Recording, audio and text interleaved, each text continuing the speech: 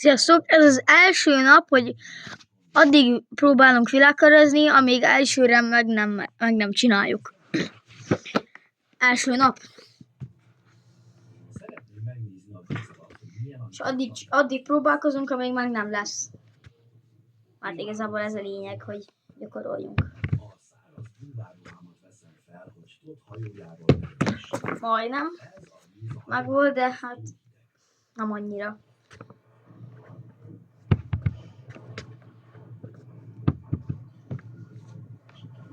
Végül a vízbe ugrom és leereszkedem a Bemelegítettünk kicsit.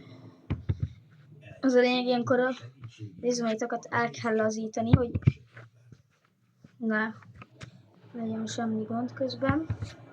A felszínen Todd ellenőrzi, hogy van-e benne megtartható példány, majd visszaengedi a mélybe. És jó, sok kint.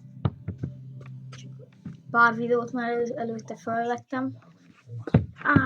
Nem láttátok.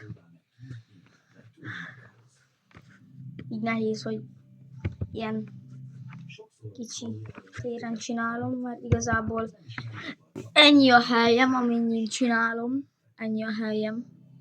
Úgyhogy nem sok. Egy helybe csinálom. Nem akartam ilyen hosszú videót.